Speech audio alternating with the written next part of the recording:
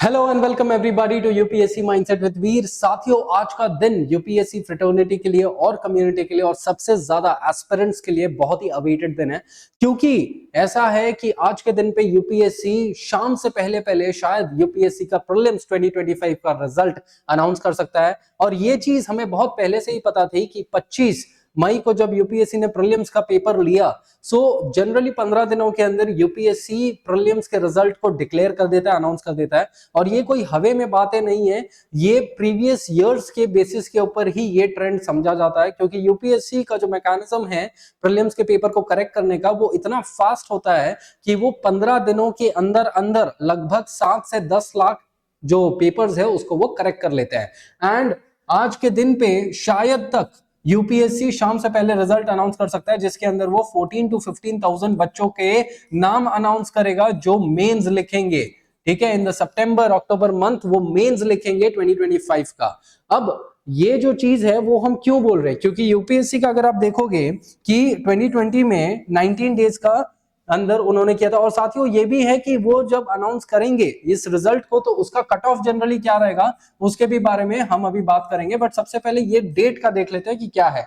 सो 2020 और 2021 में इन लोगों ने 19 डेज के अंदर ही प्रीलिम्स का रिजल्ट अनाउंस किया था, देन 17 दिन, देन 15 डेज, देन 14 डेज। ठीक है, अब ये जो ट्रेंड है ना, ये जो टाइम है ये घटते जा रहा है, मतलब यूपीएससी का एफिशिएंसी दर्शाया जा रहा है कि वो बढ़ते जा रहा है। अब जनरली ये जो पेपर का रिजल्ट जो है ना वो जनरली कल या परसों ही आ जाना चाहिए था, बट शायद Saturday it was a government holiday, that is banks वगैरह की छुट्टी होती है जनरली, तो शायद उस वजह से नहीं हुआ रहेगा। एंड कल संडे था तो इस वजह से नहीं हुआ रहेगा। बट यहाँ पर आज का दिन जो है मंडे, आज के दिन पे ये रिजल्ट अनाउंस किया जा सकता है। और इसके अंदर तो मतलब लगभग 15 दिन हो चुके रहेंगे एंड यूपीएससी यहाँ पे आज अनाउंस कर सकता है।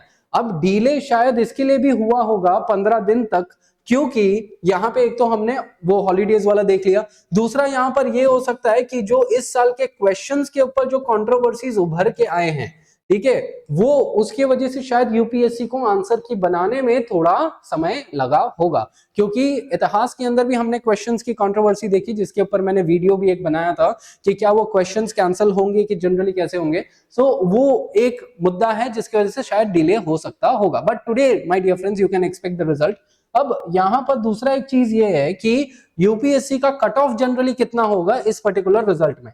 सो जैसे 2020 से 2024 तक अगर आप देख रहे हो ना, तो ये जो एवरेज जो रेट है ना, it is generally around 85 to 90 average. और one of the lowest cut off जो है 2023 का गया था eight 75।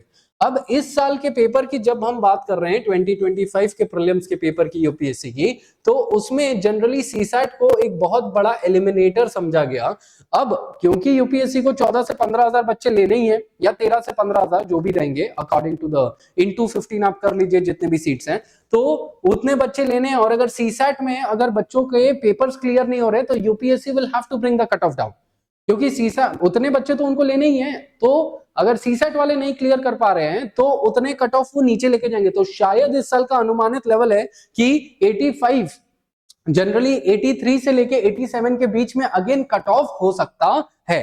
That is one major thing, क्योंकि सीसैट के बाद जब हम जीएस के पेपर की बात करते हैं तो जीएस का पेपर के अंदर हिस्ट्री का सेगमेंट जो इजी था, पॉलिटी का सेगमेंट जो है वो इजी था, बस आईआर और करंट अफेयर्स वाला जो सेगमेंट था ना वो थोड़ा यहाँ पे टफ थोड़ा समझा जा सकता है, क्योंकि वो कंटेम्प्ररी एनालिसिस के बेसिस पे था। सो दिस यहाँ पे जनरली कट ऑफ का जो रेशियो है वो 83 to 87 के बीच में, 87-88 के बीच में हो सकता है, based on this and based on the previous year previous year trend analysis. क्योंकि अगर 75 तक कट ऑफ जा सकता है बेस्ड ऑन द डिफिकल्टी, तो इस साल का भी सीसैट डिफिकल्ट था और 2023 का भी सीसैट बहुत डिफिकल्ट था, जब यूपीएससी के खिलाफ बहुत ज्यादा विवादें हुई थी, लोग जो है प्रोटेस्ट करने लग गए थे। तो इस साल का भी पेपर जनरली वैसा ही कुछ था। सो दैट इज वाई यहां पर कट ऑफ भी उसी हिसाब से हो सकता है। सो आज साथियों आपको ये चीज देखना है कि आपका नाम उस लिस्ट में है कि नहीं। और साथियों I expect and I hope and I am affirmed that आपका नाम होगा और आप सब मेंस लिखेंगे। एंड यहां पर बस एक चीज आप ध्यान रखना कि आप लोगों ने बहुत ज्यादा मेहनत करी, आपने अपना 100% दिया था इस एग्जामिनेशन में, तो हताश नहीं होना। हर हार के बाद एक जीत है, हर हार में हम कुछ वैसा सीखते हैं जो हमें जीत के तरफ आगे लेके चले जाता है। तो यही उद्देश्य के साथ अगर आज आपका नाम लिस्ट में नहीं भी होगा तो भी हम ये चीज रखेंगे कि हम एक ऐसा स्ट्रैटेजी बनाएं जिससे हम अगले अटेम्प्ट में यूपीएससी को क्लियर करें और टॉप रैंक्स लेके आए। एंड यही हमारा साथियों लक्ष्य रहेगा। हमारे इस सेशंस में मैं ऐसे ही चीजों के ऊपर बात करूंगा कि हम स्ट्रैटेजीज कैसे करें, हम पढ़ें कैसे, हम यूपीएससी के माइंडसेट को हम कैसे समझें कि हम उस लेवल से तैयारी कर लें कि हम यूपीएससी क्लियर कर सकें। सो विद दैट लेवल ही हम आगे बढ़ें। सो साथियों, आप सभी के लिए मैं भगवान से दुआ करूंगा, प्रार्थना करूंगा कि आप सबका जो मेंस की लिस्ट के अंदर आपका नाम हो एंड वो भी आप बहुत अच्छे से क्लियर करें और आप अपने डिजायर्ड सर्विसेज के अंदर जाएं। सो साथियों, keep your fingers crossed, pray to God and just have faith in yourselves, just have faith in the hard work that you have done and आपका नाम लिस्ट में जरूर होगा। So साथियों, let's wait for the moment कि कब वो list आएगा। इसी के साथ I thank every one of you for watching UPSC Mindset with Veer।